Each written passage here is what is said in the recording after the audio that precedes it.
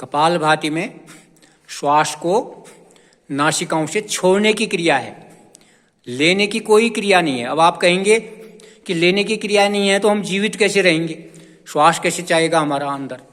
वो जो चोरी से श्वास जाता है ना, श्वास पर आप कब ध्यान देते हैं? कभी नहीं देते हैं। तो वो जो श्वास जा रहा है वो आपकी शक्ति बनाए रखेगा। आप छोड़ने पर ध्यान दें, नासिकाओं से श्वास बाहर को शक्तिपूर्वक नासिकाओं से बाहर गया, पेट को अंदर की ओर झटका लगा, तो इससे हमारे मूलाधार चक्र से लेकर स्वादिष्टान, मणिपुर, अनहत, विशुद्धि, आज्ञा और सहस्रारी, ये सारे चक्र प्रभाव में आए तो क्या होगा? ऊर्जा ऊर्ध्वरेति होगी। ऊर्जा की, ऊर्ध्वरेति को कहते हैं कि ऊर्जा ऊपर की ओर आना। और जब ऊर्जा का संचरण होगा, संचित होगी, तो आपकी हीमोग्लोबिन आपका बढ़ जाएगा। जिन लोगों को में हीमोग्लोबिन कम होता है, कमजोरी होती है, सुस्ती होती है, वो सब दूर हो जाएगी इससे। तो कपालभाति को आपने मन से करना है, आनंद पूर्वक करना है, आंखें बंद करके करना है। निसंदेह और निश्चित ही आपके आंतरिक अंग प्रभाव में आएंगे और आंतरिक अंगों की रिपेयरिंग होगी, ओवरऑलिंग होगी। और आंतरिक अंग जब ठीक हो गए तो आपके जो डेड सेल्स हैं पुनर्जीवित होना शुरू हो जाएंगे, या उन डेड सेल्स से जो पॉजिटिव और नेगेटिव दोनों तरीके के बैक्टीरिया प्रोड्यूस हो जाते हैं, बन जाते हैं, प्रोटीन बनते हैं, कहीं पर कोई विकार वाली चीज़ें बन जाती हैं तो अच्छी वाली चीज़ें बनेंगी।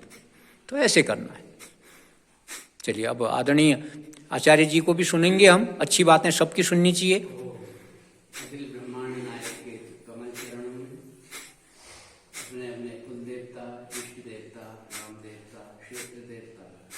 जनपद, प्रांत और भारतवर्ष के 33 कोटि देवता, सप्तपुरी, 4 धाम, 12 ज्योतिर्लिंग, 51 शक्तिपीठ और पंच कैलाश को नमन करते हुए अपने परिवार, समाज, राष्ट्र को सबल बनाने के लिए उस परमपिता परमेश्वर से प्रार्थना करते हैं।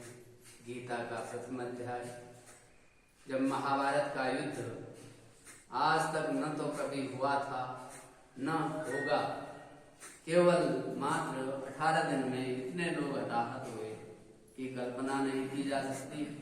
कि पुराणों में तो 10 करोड़ आदमी मारे गए थे केवल 18 दिन में से वही, और वैसे सरकारी आंकड़ा है कि 1,15,16,870।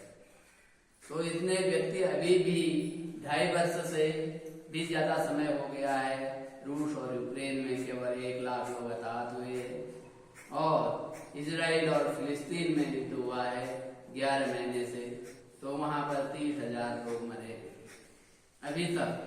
लेकिन 18 दिन में मात्र वो अगस्त सितंबर में महाभारत का युद्ध प्रारंभ हुआ था चौमासे में और समाप्त हुआ था केवल 18 दिन में। इसलिए पितामह भीष्म को 6 माह की प्रतीक्षा करनी पड़ी, क्योंकि हमारे पुराणों में कहा है कि जो दक्षिणायन में मृत्यु को प्राप्त होता है उसको अच्छे कर्म होने के बाद भी नरक से गुजरना पड़ता है, तब वो स्वर्ग में पहुंचता है। और उत्तरायण में मरने पर वह तुरंत स्वर्गलोक को प्राप्त होता है।